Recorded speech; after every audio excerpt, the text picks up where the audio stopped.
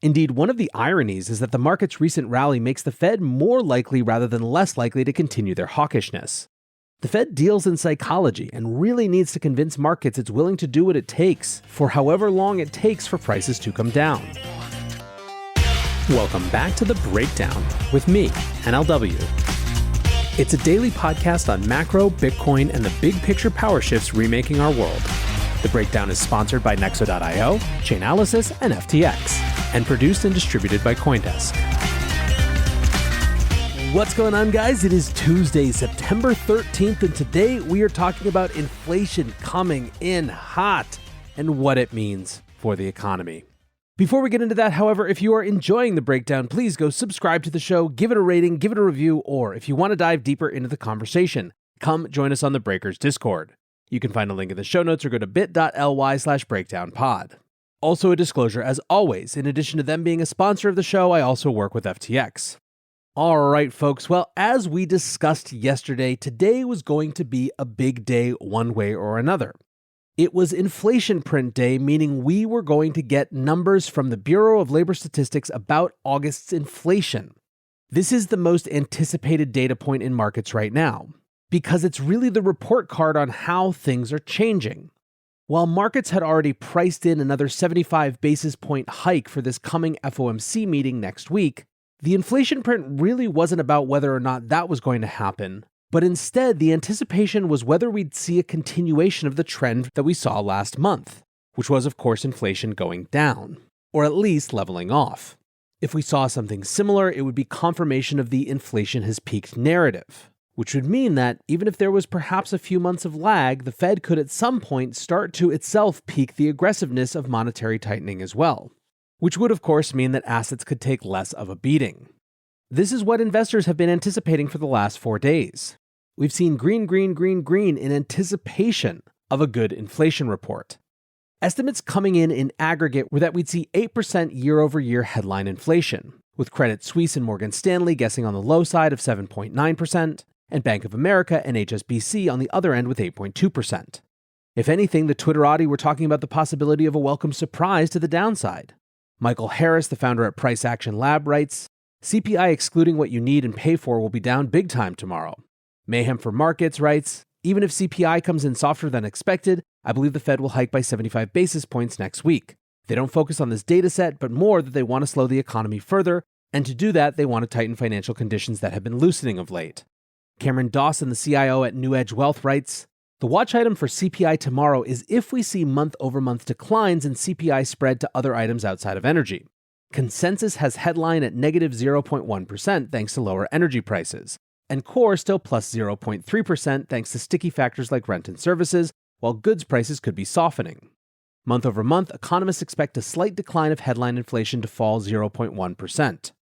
Now, this month-over-month versus year-over-year thing is actually more relevant than it might seem.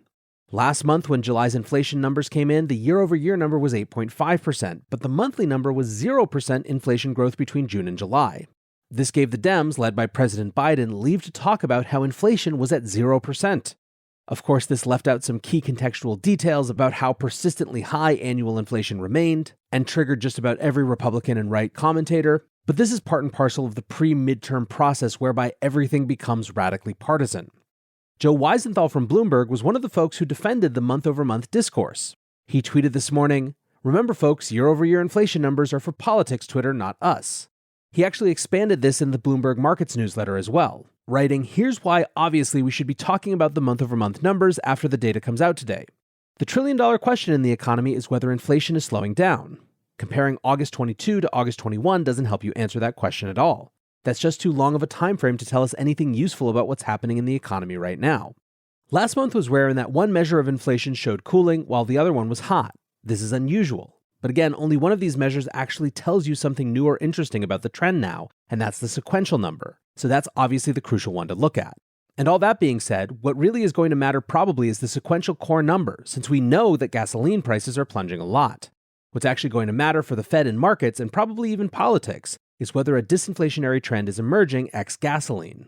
Macro Alf agreed with this main point from Joe about what matters to the Fed. Last week he wrote, the more volatile items, e.g. used cars in the CPI basket, are declining, Supply chains seem to be easing, and gasoline prices retracted a bit. So yes, inflation is likely, quote-unquote, peaked. But for the Fed, it's all about month-over-month core inflation now. So what happened? Well, a surprise to the upside. The report came in hot. Headline inflation was up 0.1% month-over-month, and core inflation was up 0.6% month-over-month. That's compared to an expected 0.1% headline drop and a 0.3% gain. So instead of month-over-month inflation decreasing, we had a slight increase in the headline number, and in the core number, the increase was twice what economists expected. Year over year, headline inflation was 8.3%, which was down slightly from 8.5% in July, but above nearly all economists' estimates. Core inflation was up 6.3% annually and 0.6% monthly, as I mentioned a moment ago. Core inflation was up 5.9% in July, and economists expected core inflation to be up 6.1% instead of the 6.3% we got in August. Now, as you might imagine, markets reacted instantly. Bitcoin was down between 4 and 6%, ETH down 7.5%. Stocks were down more than 3%, coming close to reversing gains from the 4-day rally, and Nasdaq was down 4%. Alex Kruger wrote dreadful core CPI numbers. The 0.3 month-over-month miss should delay any Fed pivot by at least 2 months. Short should have it easy for a while. Buy the dip can wait.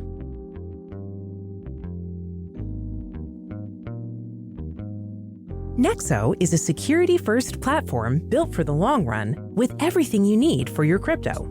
5 key fundamentals, including real-time auditing and insurance on custodial assets, safeguard your funds, making Nexo the right place for you to buy, exchange, and borrow against your assets safely. Learn more about Nexo's reliable business model and start your crypto journey at nexo.io. That's nexo.io. Eager to make more informed decisions around crypto? Chainalysis is here to help. Chainalysis demystifies cryptocurrency by providing industry-leading compliance, market intelligence, and investigations support for all crypto assets. For organizations like Gemini, Crypto.com, and BlockFi. Gain unparalleled visibility and maximize your potential with the leading blockchain data platform by visiting us now at chainalysis.com/Coindesk. The breakdown is sponsored by FTX US. FTX US is the safe, regulated way to buy and sell Bitcoin and other digital assets, with up to 85% lower fees than competitors. There are no fixed minimum fees, no ACH transaction fees, and no withdrawal fees.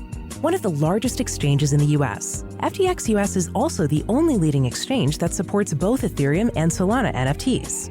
When you trade NFTs on FTX, you pay no gas fees. Download the FTX app today and use referral code BREAKDOWN to support the show.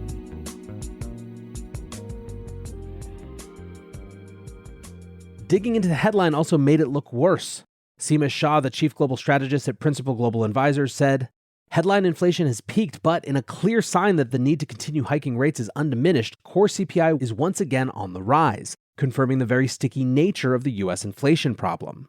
In fact, 70% of the CPI basket is seeing an annualized price rise of more than 4% month on month. Until the Fed can tame the beast, there is simply no room for a discussion on pivots or pauses." Matt Perrin, the director of research at Janus Henderson Investors, says the CPI report was an unequivocal negative for equity markets. The hotter-than-expected report means we will get continued pressure from Fed policy via rate hikes. It also pushed back any Fed pivot that the markets were hopeful for in the near term. James Athey, the investment director at Aberdeen, said, "The recent bounce in equities looked incredibly ill-judged and premature."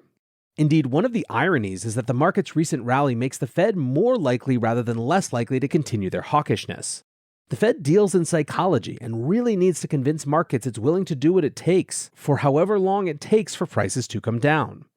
Sylvia Delangelo, a senior economist at Federated Hermes, says, "While there's been some easing in long-term inflation expectations, recent data still overall point to a picture of high inflation and a tight labor market.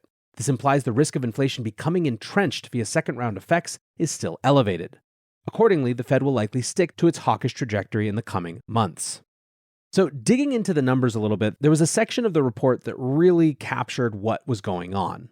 Quote, "Increases in the shelter, food, and medical care indexes were the largest of many contributors to the broad-based monthly all items increase. These increases were mostly offset by a 10.6% decline in the gasoline index. The food index continued to rise, increasing 0.8% over the month as the food at home index rose 0.7%.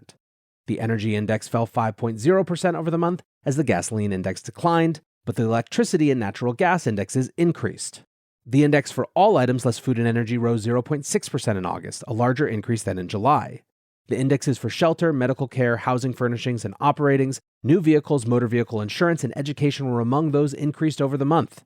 While there were some indexes that declined in August, including those for airline fares, communication, and used cars and trucks.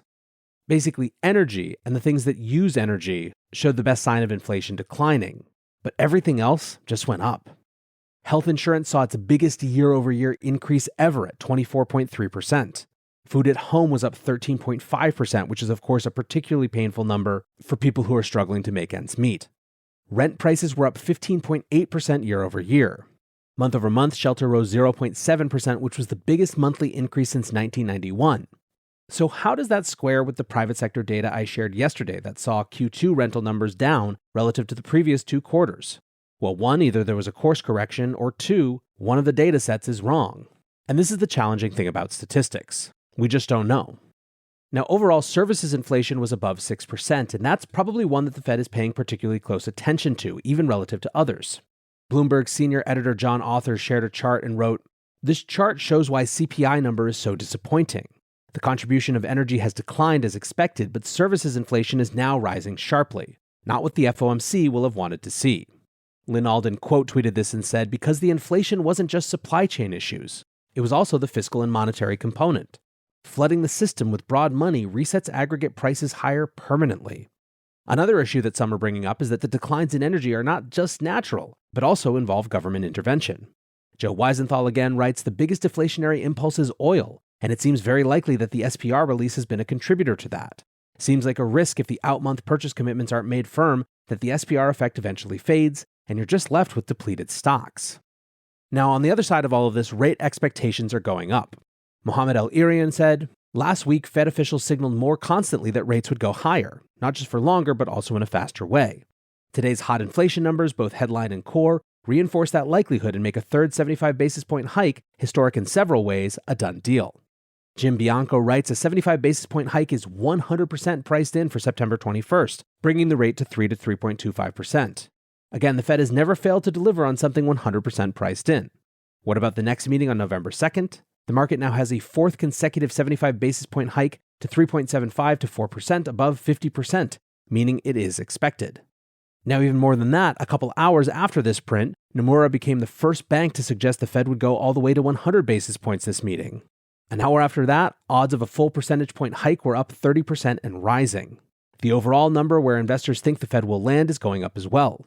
Bloomberg reports that investors are pricing in 4.3% as the terminal federal funds rate, up from under 4% recently. John Turek writes, "I'm in the camp that this was more of a setback than a reset, but this is a big reset. I think the pricing assumption now has to be 75, 75, 50, 25, which is massive shift from the potential of 75, 50, 25 pause. Market now has to bear that adjustment." In terms of the human cost, the average American household is now spending $460 per month more than last year at this time on goods and services. And the real question underlying this is, of course, what can be done? The market is looking to the Fed as the sole vehicle to fight inflation, but it brings up real questions, not about the Fed's commitment, but about their capacity and the timeline.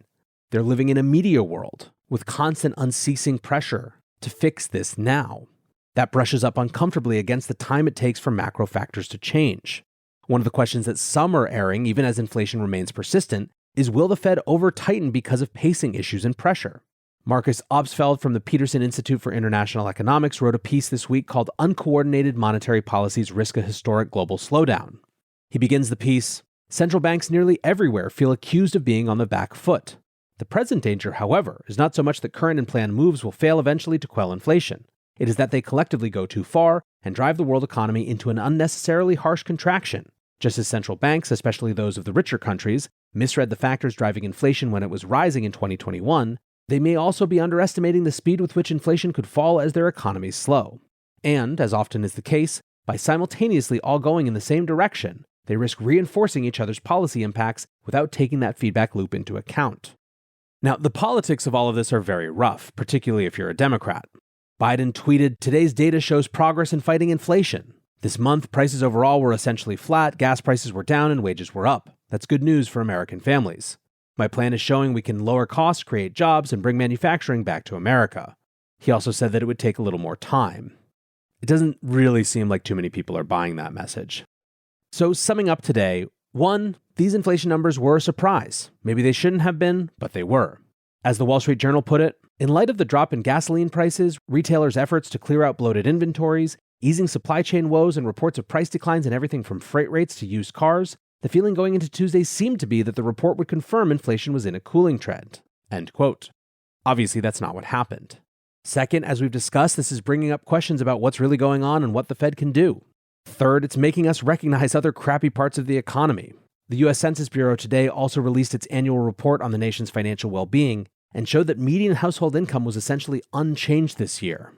Finally, all of this is increasing the odds of a recession.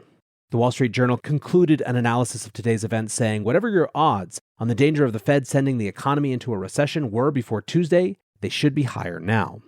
Deutsche Bank, which was the first Wall Street bank to forecast a recession all the way back in April, said, "Our view is that the pessimists will sadly prevail on this occasion." Their reasoning is monetary policy lags, arguing that monetary policy tends to lag roughly a year, meaning this rate hiking hasn't really made its way through the economy yet. Second, a tight labor market, which makes it much harder for the Fed to get its job done. And third, the fact that too much progress in inflation has been on outliers, specifically energy, rather than a broad-based disinflationary trend. So there you have it. Unfortunately, basically the worst type of report to have to give. But it is what it is, and we are where we are. For now, I want to say thanks again to my sponsors, Nexo.io, Chainalysis, and FTX for supporting the show, and thanks to you guys for listening. Until tomorrow, be safe and take care of each other. Peace. I want to tell you about CoinDesk's new event, the Investing in Digital Enterprises and Assets Summit, or IDEAS. The event facilitates capital flow and market growth by connecting the digital economy with traditional finance. Join CoinDesk October 18th and 19th in New York City for a 360-degree investment experience where you can source, invest, and secure the next big deal in digital assets. Use code BREAKDOWN20 for 20% off a general pass. You can register today at coindesk.com/ideas.